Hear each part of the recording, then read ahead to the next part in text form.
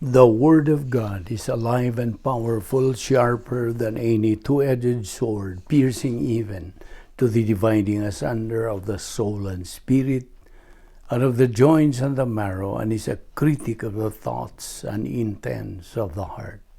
All Scripture is God-breathed and is profitable for doctrine, for reproof, for correction, for instruction in righteousness, that the man of God may be mature, thoroughly furnished unto all good works. Study to show thyself approved unto God, a workman that needeth not to be ashamed, rightly dividing the word of truth. Before we start our Bible study nining adlaw sama sandan ato unang ipadayag kanimo ang pipila ka mga pulong sa Dios agi pangandam sa atong kaugalingon. Joshua 24:14. Now therefore fear the Lord, serve him in sincerity and in truth, and put away the gods which your fathers served on the other side of the river and in Egypt. Serve the Lord. Hebrews 11:25-27. Choosing rather to suffer affliction with the people of God than to enjoy the passing pleasures of sin, esteeming the reproach of Christ greater riches than the treasures in Egypt, for he looked to the reward. By faith he forsook Egypt, not fearing the wrath of the king, for he endured as seeing him who is invisible. 2 Peter 1:4, by which have been given to us exceedingly great and precious promises, that through these you may be partakers of the divine nature, having escaped the corruption that is in the world through lust. Luke 21:34, take heed to yourselves, lest your hearts be weighed down with carousing, drunkenness, and cares of this life, and that day come on you unexpectedly.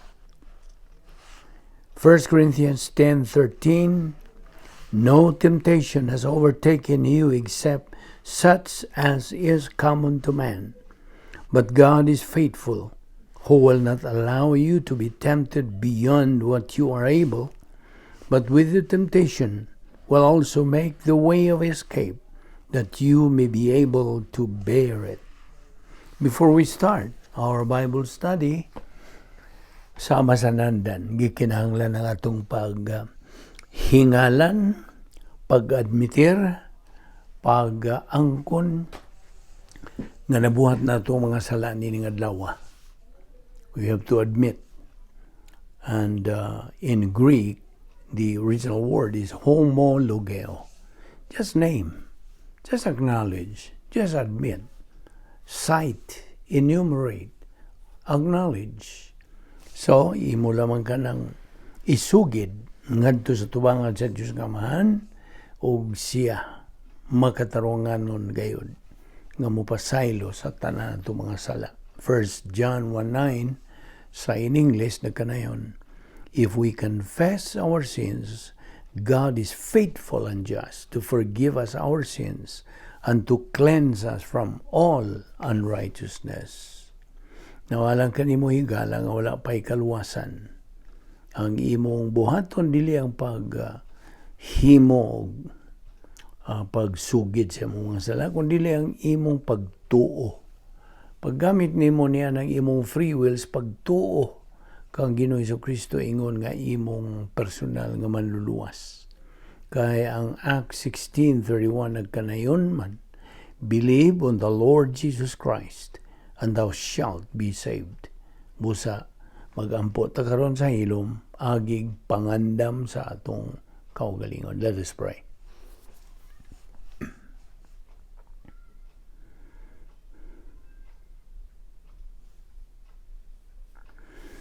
Balaan na mo nga Dios, nagapasalamat kami kanimo nining lain usab nga higayon nga kami makapahimulo sa imong grasya. Pagtuon sa imong balang pulong nga mo lamang ang kalanon sa tagsa-tagsa na mo kakalag-ingon nga imong mga anak. Kaya ang tao dili man mabuhay pinagi sa tinapay lamang kundi pinagi sa mga pulong nga magagula gikan sa imong baba. Deuteronomy 8:3 usab nagkanayon niya na nga dili mabuhay ang tao pinagi sa tinapay lamang kundi pinagi sa pulong nga magagula diya sa imong mga baba. Ug nga kami dawat lamang niining grasya nga among gipahimoslan bisan dili kami takos nga mabuhi pa. Imo pagyud kami gipabuhi hangtod ni gayuna timaylan nga nagapadayon pas paglihok ng imong plano sa tagsa na mo kinabuhi. Busa, ni nga dawa o ba ni kami? Tudloy kami, tultuli kami, agaka kami, pasabta kami, tatawag tinaw sa imong kamaturan. Kini lamang ang among gabayan sa among pagkinabuhi, ingon nga mga Kristuhanon. Salamat ni among Bible study, pinagi sa YouTube, sa Vic Balbido Evangelistic Ministry, kining tanan, among gipasalamatan sa ngalan ni Ginoong Hesukristo. Amen. Maayong adlaw sa tanan nato mga subscribers. How are you doing? O sa atong mga higala nga nagasunod na nining atong ministry o kaninyo ilabi na sa mga igsuon nato ni Kristo, our fellow believers. Welcome everyone. Nga pa kita magadupot niining atong tun-anan nga giuluhan nato og unsa. Do you want to live the Christian super grace life? Mao kini nga atong gitutukan karon. So kung buot ka, now of course this is addressed to our fellow believers.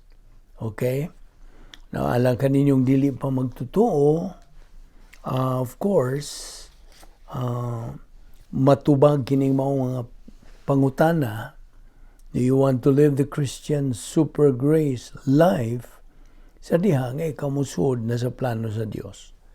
Ug nahibaw ka na kung saan pagsuod. Pinaagi lamang sa pagtuo lamang kang Kristo lamang. Now, okay, agi og labas sa atong panumduman ingon nga mga magtutuo. Human gayud kita maluwas. Human kita makahimos labing may nung danong desisyon sa pagtuo kang Ginoong Hesukristo. Ingon nga atong personal nga manluwas. Daghan ang mga benepisyo nga atong nadawat gikan sa Dios. Grasya ang tanan. So, we made the choice to believe in Christ, not to reject Him. So, we have made that the most important decision in our entire life to believe in Christ. Ug kita gisuluban na, giisipan na sa kinabuhing dayon, ug gisuluban na sa kita sa pagkamatarong sa Dios, God's perfect righteousness imputed to us.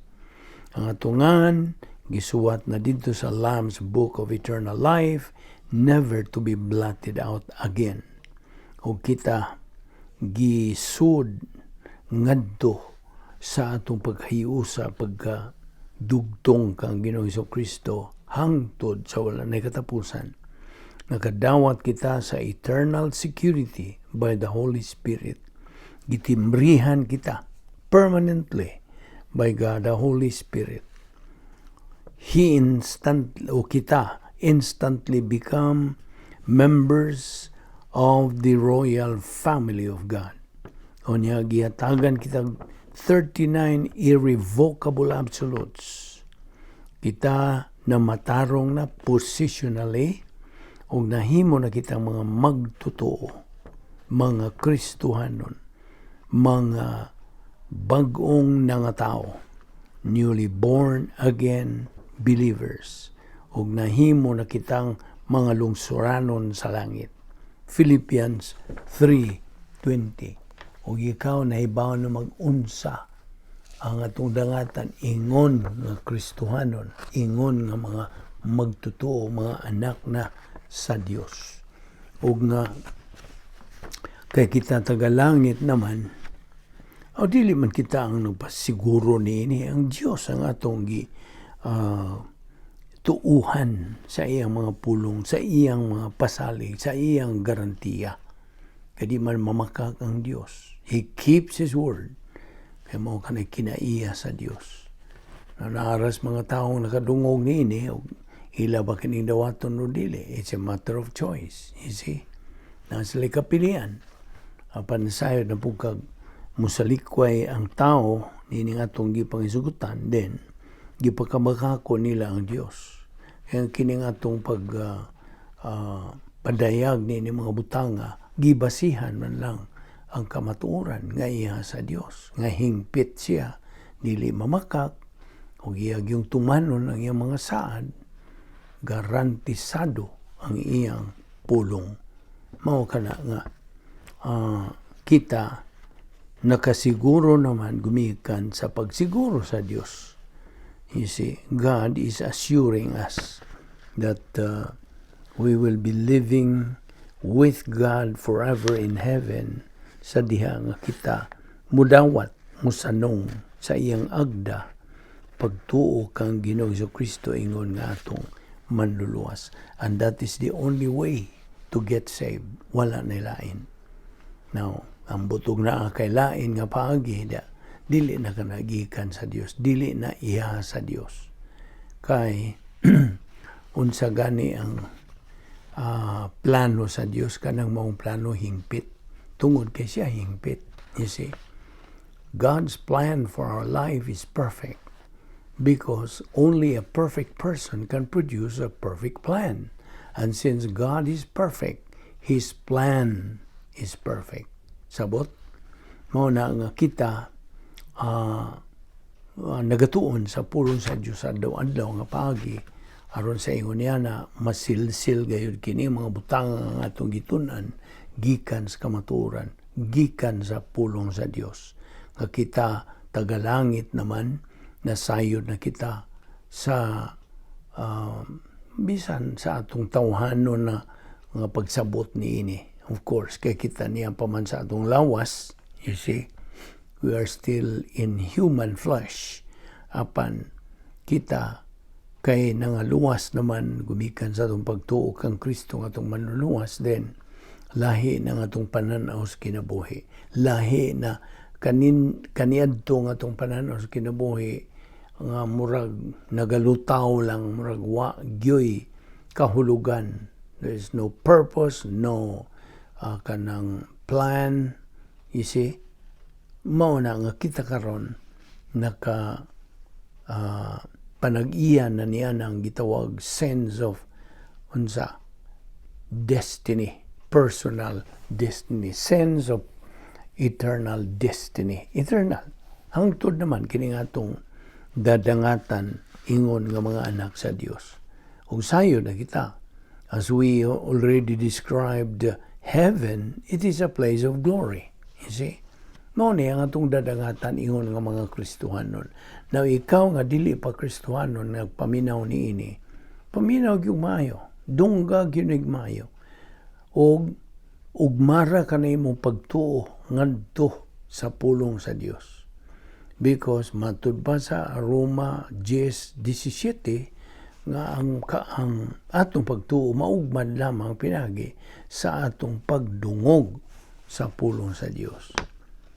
You see, and you shall know the truth, and the truth shall make you free. Unya, ang Roma 10:17 na kanayon, faith cometh by hearing, and hearing by the word of God. So, mao ni ang description sa langit nga pagadangatan na sa mga magtotoo. It is a place of glory. Dapit kini sa himaya. It is the home sweet home of all believers. It is a prepared place for prepared people. ikaw o ako nga magtutuo na we are prepared people. It is so much better to be there than the best experiences ni ining kalibutan na. Ngani, ang 1 Corinto 2:9 nagkanayon nga, no eye has seen, no ear has heard, no mind has conceived what God has prepared for those who love Him. You see? Kung sa Binisaya pa, nagkanayon kini, ang wala makita, ug madungog, ug ang wala gayud palandunga sa tao, mao ang giandam sa Dios niadtong nahigugma kaniya. Now, dito sa langit, there will be no more pain. Wala na'y kasakit, wala na'y pag-antos, wala na'y paghilak, wala na'y kagutom o kauhaw dito, wala na'y luha, wala na'y gabi, nor sun, nor moon, no more death. Maana ka na sa Revelation 21:4 o Revelation 22:5. Kay dito sa langit, ang atong kinabuhi will be perfect and fantastic. Dili na nimo matugkad sa huna-huna bahin sa description sa langit. So it's going to be fantastically awesome. In fact, it is humanly indescribable, beyond human description. Di gyud maulagway sa tawhanon lang nga pasabot niini. Apan, okay. Now, mao kini ang ato lang gilakbitan kini mga pagulagway bahid langit. Nga mo na dadangatan natong mga Kristohanon, mga anak sa Dios, mga luwas na. Apan kadtong magatuman Diyos ilang kabubuton, tinuyuan silang buot nga mosalikway kang Kristo ingon nga manluwas, then naibaw ka nagunsay dangatan nila. You see, John 3:36, he who does not believe in the Son does not have life, but the wrath of God abides on him. Na, ug ang mga description sa linaw sa kalayo, ang impyerno mao kini, lakbitan nun sa nato. The ultimate destiny of Satan and his angels. Matthew 25:41, Revelation 20:10-15. Kini mao ang dapit sa kasakitan, a place of torments. It is a condition of unspeakable misery. Di yun matukib kining pagka-misery, pagka-makaluloy, pagka-alaot nga kahimtang dito. Ug na ay gitawag og everlasting fire, where their worm does not die. The fire is not quenched. Dili na mapaw. Mark 9:44. Ana ay gitawag og kangit-ngit. You see? Kaitom sa kangit-ngit. Blackness of darkness. Jude 1:13. The smoke of their torment ascendeth up forever and ever.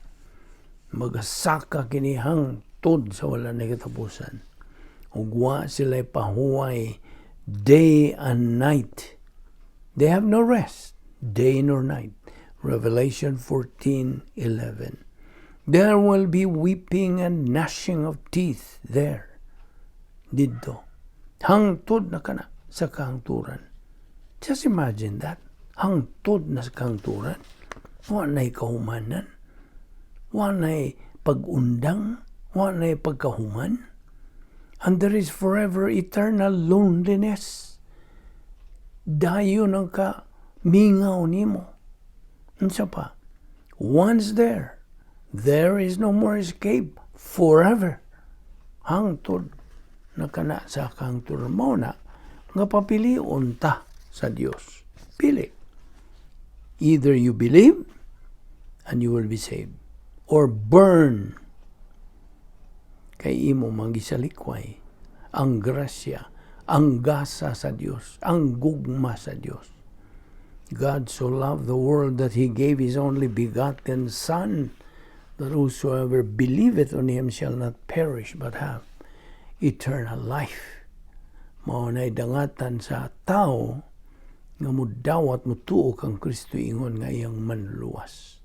Dili siya sunugon, dili siya kanang itangbog sa linaw sa kalayo. Dili siya isugba ingnon ta. So, sayon ra kayo ang imong pilian. Very simple message. Believe or burn. Mao ka na ang imong piliyon. Mientras nagaginawa ka pa, nakakapay kagayunan, gihatagan ka niya ng kagayunan sa Dios. Na ikaw magausab unta. Yan ang imong desisyon nga karon negatibo ka man mo dawat. O karon naapa kayo ngayon, ha? You are given that chance. Now, karon nga mga magtutuo naman kita, atong ipadayon kini atong gisgutan. Bahin sa unsa. Pag kinabuhi sa Kristohanon nga kinabuhi nga labaw sa grasya. Do you want to live the Christian super grace life? Namo ni. Now, kita ra bang mga magtutuo? Gihatagan ra ba gyud, gisangkapan ra ba gyud sa Dios sa tanan nga mga gikinahanglan nato. Now, tiwan ha? What's this? Ang akong gisgutan, gikinahanglan. Dili ka ang imong gusto. You see? Diferensya ra ba ka na? May kalahian, dakong kalahian. Ang imong gusto, imong ganahan, kaysa panginahanglan. Need and want are two different things. They are mutually exclusive.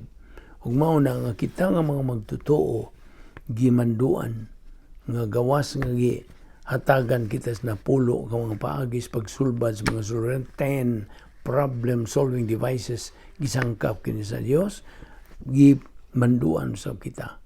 Ayaw kamo kalimot sa Royal Family Honor Code.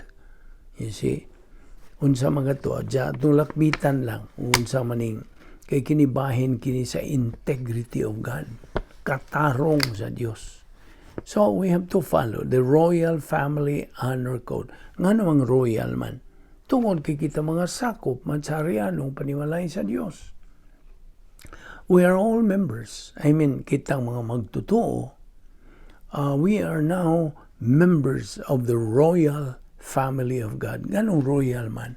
Tungod kay ang atong Diyos ug manluwas. Now, hari. You see? He is now the hari sa mga hari o Ginoo sa mga Ginoo. He is the King of Kings and Lord of Lords. Kay hari man siya. Kung hari ka nang inanglan, kagingarian nimo. O kita ang iyang mga anak sa Diyos, we are children of God, then kita, mga harianon ng mga sakop sa harianong panimalay sa Diyos. Therefore, we're expected to follow the Royal Family Honor Code. Ang nag-una niini, respect the privacy of the royal priesthood. Ikadua, love all people with impersonal love. Number 3, recognize that all believers have a common objective. Number 4, build integrity. Do not distort morality. Number 5, never assume that production is a means of divine blessing. Number 6, depend totally on the integrity of God.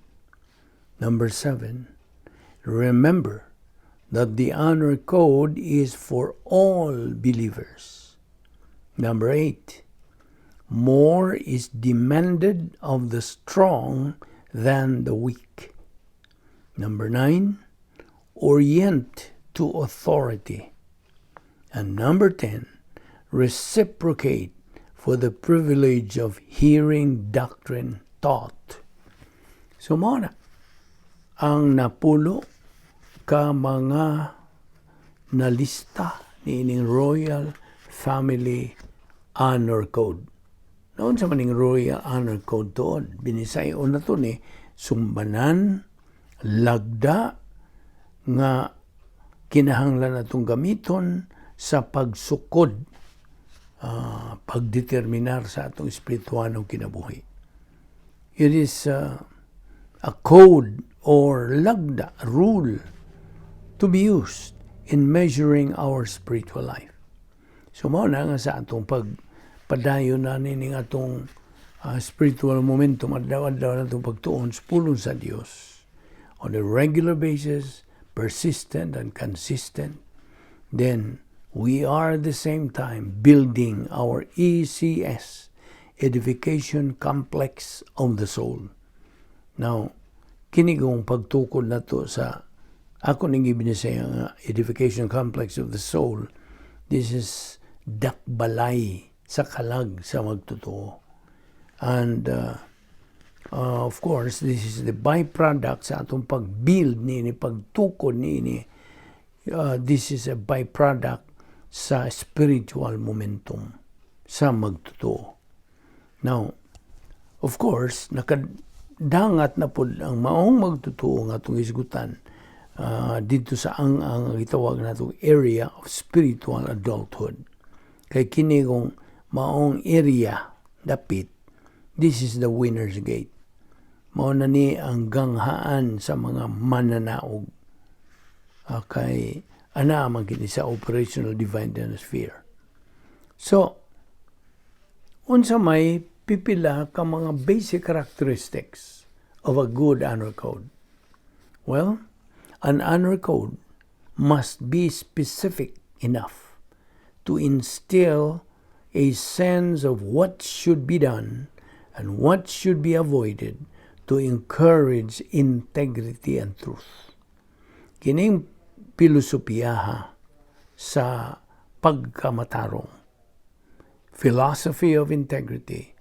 Kinahanglan kini must go down to the smallest detail, must become a habit and a way of life. Mahimo na ning naandan o paagi sa pagkinabuhi. The relationship tali sa harianong panimalay nga honor code and Christian motivation clearly shows tataw kining nagpadayag nga ang maong code is realistic and does not make any false assumptions about the human race. So I hope nasabtan mo na. Our honor code does not require that we set aside our own interest. Now, of course, kita mga magtotoo are expected nga makakabot kita, makaangkon kita ninang gitawag na to tactical victory. Actually, ang Kristohanon, dunay duha ka mga kadaugan nga iyang kanang maangkon. Ang una nini ang strategic. O kining maong strategic, si Ginoong Kristo nagmadinaugon ni ining maong kanang kadaugan dito sa cross. Our Lord Jesus Christ won this victory on the cross. Mao ka na strategic. Ug alang ka na itong mga magtutuo ni ining katuigan sa simbahan, ang atong strategic victory, mao kadtong panahon nga atong gituuhan, gidawat sa Ginoong Kristo ingon nga atong personal nga manluluwas. We won that victory. Ka atong gidawat siya ingon nga atong manluluwas. That's strategic. O karon sa atong pagpadayon na adlaw-adlaw na atong pagtuon, pagtubo, dias pulo sa Dios, then inigkabot na nato katong atong tumong our common goal as believers, which is what? Spiritual maturity, pagkahamtong espirituanon, the capacity stage, then atong madaog ang tactical victory. So sabot, tactical na kana. Every believer's goal to achieve atong pagkahamtong nga espirituanon. Now, niya ay prinsipyo nga akong ihatag kanimo. The ultimate in life And the purpose of life is to glorify the Lord Jesus Christ. That is the good. Mao kana ang description gyud ni Ginoong Kristo, the good. The article they og good. Noun nga maayo. Ang maayo. So, ayaw kalimot niya itong tulo ka radicals nga itong gitukbil. It's been a while nga ito kining gitukbil. The three radicals, X plus Y plus Z radicals. Anyway, these are not natukbilon. Okay, that is a separate study. Now, angay na itong hinumduman, by the way, that when we first believed in Christ as Savior, when we got saved, pinagi sa itong pagtuol lamang kang Kristo lamang, we were ignorant of spiritual things. Ignorant pa ta. Kaya mo pa may atong pagkaluwas. Baby believers pa man ta. So we were ignorant of spiritual things. Bahin sa plano sa Diyos, we had no idea about the Christian life, unsa itong buhaton, inikauman na itong kaluwas. Mabito itong previous na itong study, ako kang gipukunta na after salvation, what? Unsa may itong buhaton, human ta maluwas. Kaya ang pait mong gunyan it's really tragic. Labiyas kadaghang mga magtuto atong mga igsoon. Huwag yun sila lamang, di doon namin ni clue unsaon unsay buhaton na to. Inikahuman na to pagkaluwas. Di doon namin ni idea. Marag naglutaw lang yun ang ilang pananaw sa pagkakristohanon. So may itong buhat. So, ang grabe pa kay na ubang mga pastor, mga walang yun sila ipagtudlo at kamaturan sa ilang mga congregation, maingon lang sila nga karon kay luwas ka naman, kinahanglan ka mag-outreach, kanang mag-sangyaw ka na, as possible, daghan imong sangyawan, all of that. Murag nag-contest na sila, murag nagpasulit na sila sa unsay gidaganon nilang na sangyawan, o unsa pa diyang mga buluhaton nga outreach. Kuno, buhat ni, buhat. Wa sila lamag. Kung naabagyod ka na sa pulong sa Diyos, gitugon mo yun nga. Klaro man yun ang tinaw man kayo ang pagtugon sa Diyos na human ka maluwas. Imo na karong barugan ka ng 2 Pedro 3:18. Grow in grace and in the knowledge of our Lord and Savior Jesus Christ. Unsaon? Pinagi niya itong ibuhat. Pagtuon, pagkaton, pagtuo, paggamit sa pulong sa Diyos atong adlaw-adlaw ang kinabuhi. Numdum ka sa atong slogan, Operation SLBA. Study, learn, believe, apply the Word of God. Be doers of my Word, not only hearers. So, mataw kung iunin mo. Sa bago patang naluwas, we were ignorant of many spiritual things. In fact, ang tanan. God's plan, we had no idea about the Christian life, about divine blessings, about many, many, many things. Diba? So, ang Royal Family Honor Code, nagatugan ka nato, nagapadayag, nagapatinaw ka nato, ng mga magtutuo, our actual status in the spiritual life. You see? A believer who is not advancing, wa siya mo kanang mo sibog na to sa unahan. He is not advancing. Siyang espirituano nga kinabuhi, cannot reach, dili gid siya makakabot sa iyang pagkahamtong espirituanon. O kanang paghamtong na niya, gitawag na nato og aristocrat stage. Dili siya makakabot. Labi nagwa na lang siya pagpanumbaling, kay negatibo, ang naibaw ka mag-unsabot pa sa butog negatibo, way gana, way gugma, way kainit, way pagpanumbaling, Way kanang kainit sa pagtuon sa pulong sa Dios. Wala. So, ang iyang kinabuhi, ingon nga Kristohanon, dili makita nga Kristohanon di siya. Kaya makita sa tao, tas gawas. Moingon na sila, Kristohanon di ito. O man ko'y nakita siyang kinabuhi nga Kristohanon. You see? Mauna. Now, remember, ang hustisya sa Diyos that sends God's blessings to the righteousness nga gisulob kanato sa Diyos. Nga giisip nga ni kanato. Di man nina. It is God's justice nga mo'y nagapadala sa mga panalangin sa Diyos. Kay, inom ka ba niya itong tao naman ni natong gisugutan kining Grace Pipeline? Ato lang gihubad sa Binisaya o grasya nga kanang tubo. O inunta nga tubo sa grasya. See?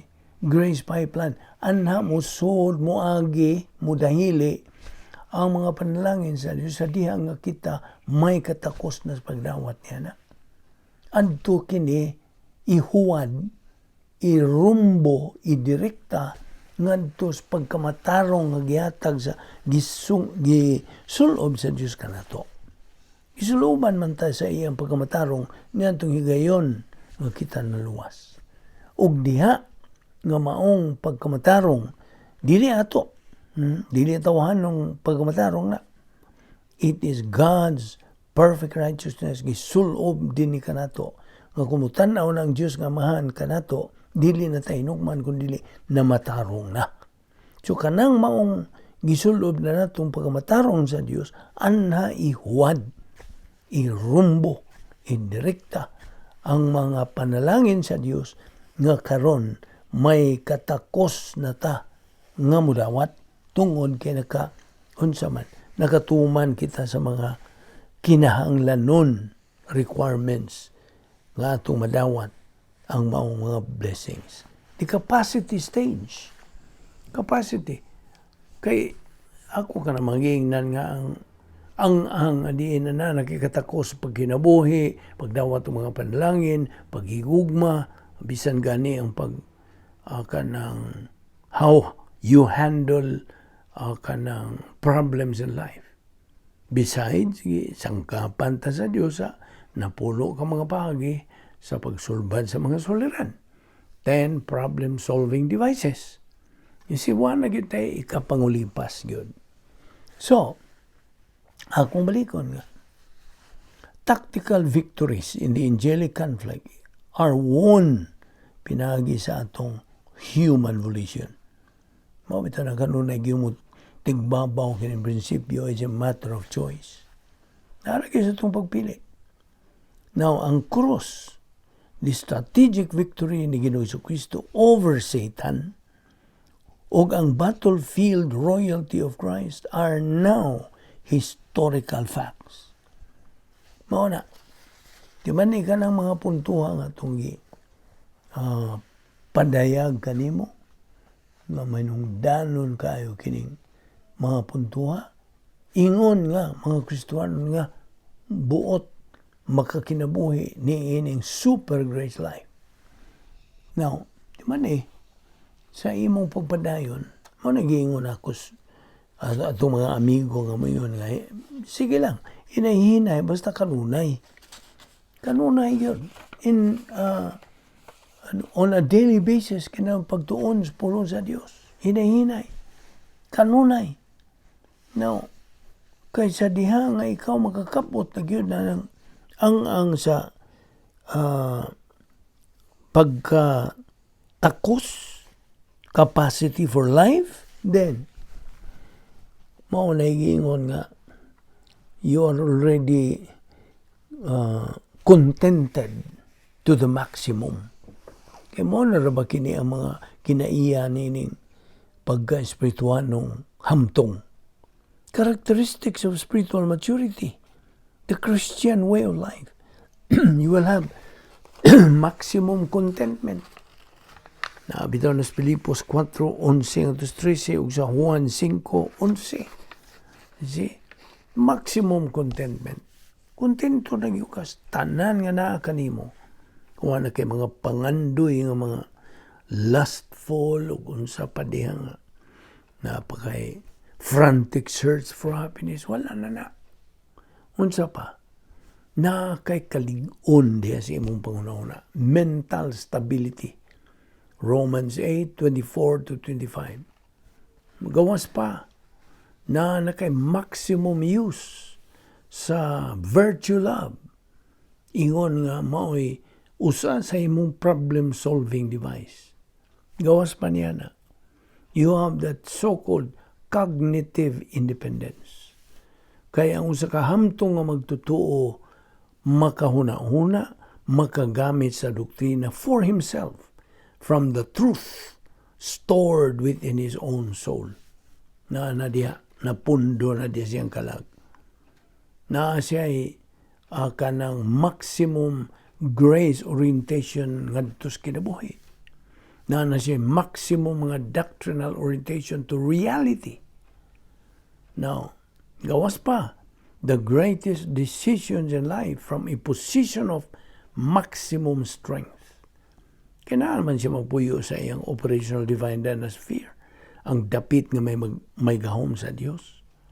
So every time he make any decision, that decision will surely be right and sakto gyud, masibo gyud sa kabubuton sa Dios.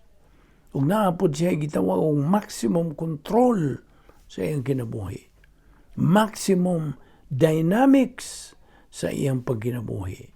O iyang madawat ang mga gitawag og escrow blessings. Kaya na naman kay katakos. So diyan makakabuot ka na niya ng maungang-ang. And you are not qualified for evidence testing. Now, of course, we will take that up in the later times.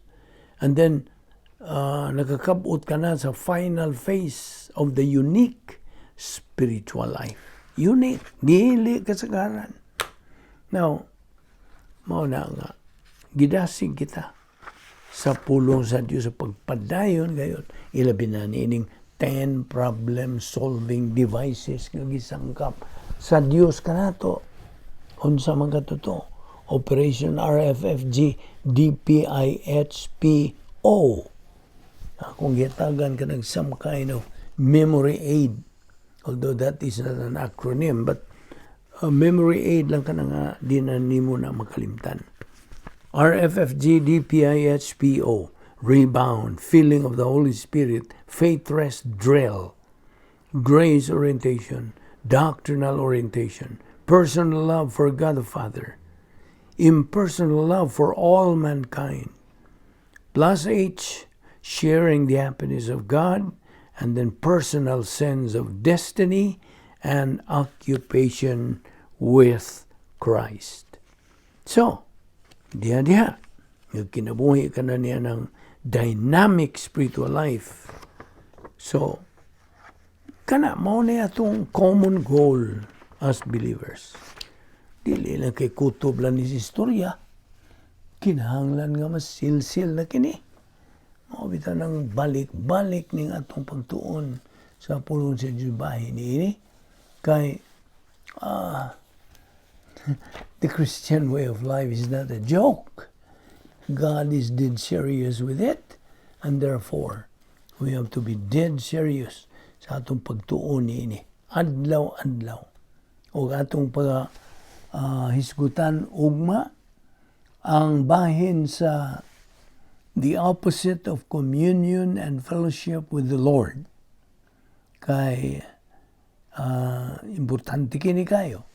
Kaysa diha nga usa ka magtutuo, ma-influence ingnon ta murag na dani siya sa cosmic system nga iyan ni Satanas. So, luoy kayo siya kay malambigit naman siya sa gitawag counterfeit doctrine sa mga demonyo.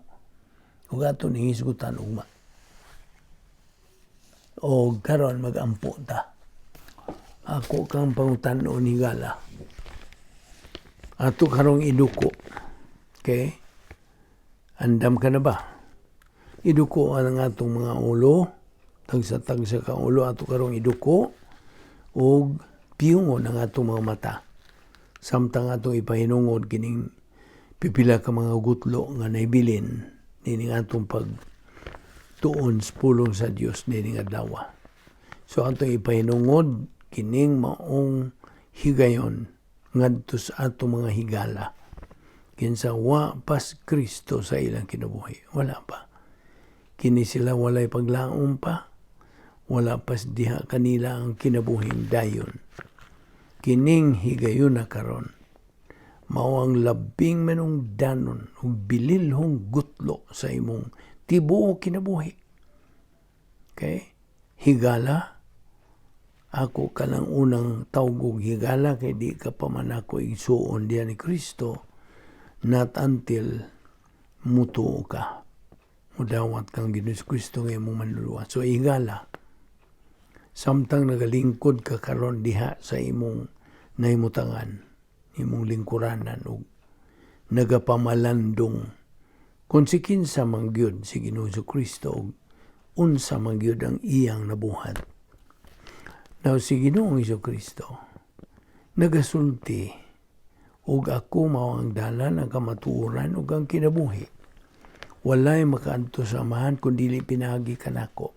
Juan 14:6. Now kini nagpasabot nga mahimo si Kristo nga usa ka bakakon o siya ang manluluwas. Siya mao manluluwas. Unsa bot pasabot nini? Kini nagpasabot nga si Ginoong Kristo mianhi dinis kalibutan, nagpakatao, ug sa samang higayon siya Dios.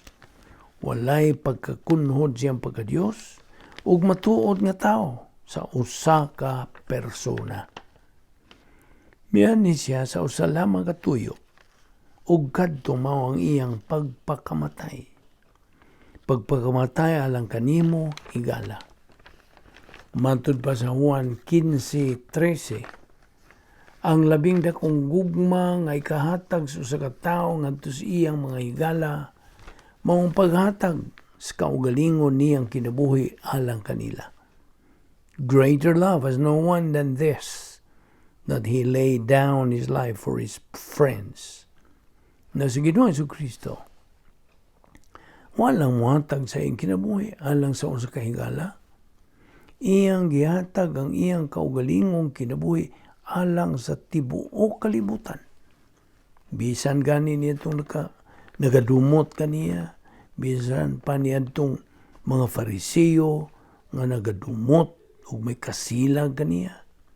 Namatay siya alang kanilang tanan. Oo, namatay siya alang kanila.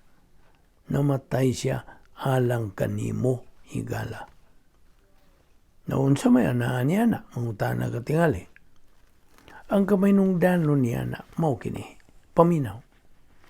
Nga samtang nagabitay siya dito sa krus, ang Diyos nga mahan mi buo, agi og pasangil kaniya. Siyang hingpit nga Diyos ug matuod nga tao, gibuo sa Diyos nga mahan ang tanang sala sa tanang tao, ngadto kaniya ni Ginoong Kristo. O gihukman siya tungod niya itong maong mga sala. Tungod niya itong paghukom, nahimo si Ginoong Kristo nga puli kanato as a substitute. Gihukman si Kristo tungod sa atong mga sala o may hinungdan. Ang atong mga sala dili na isyo tali kanato sa Dios. Kaya nga naman, tungod kay gibayran naman kadto silang tanan. Musa, ayaw na pagunaunas pagbayad niadto sanglit gibayran naman kadto, gani gipapas naman kadto silang tanan. Ug busa, suma sa gisulti diha sa balaang kasulatan. Ang imurang buhaton ni gala, dili gani na buhat, mao ang pag-angkon o relasyon ngadto sa Dios. nga mulungtad hangtod sa eternidad. Ug ang bugtong paagi nga imo kining mapanag-iya mao lamang imong pagtuo lamang kang Ginoong Hesukristo lamang ingon nga imong bugtong o personal nga Dios ug manluluwas. Tuohi siya sa iyang pagkasiya ug sa unsay iyang nabuhat alang kanimo. Mao kana ang unod sa maong pagtuo ug maora kana. Kay gihugma pagayo sa Dios ang kalibutan ug tungod niini gihatag niya ang iyang bugtong anak aron ang tanan nga motuo kaniya dili malaglag kundi makabaton hinuon sa kinabuhing dayon.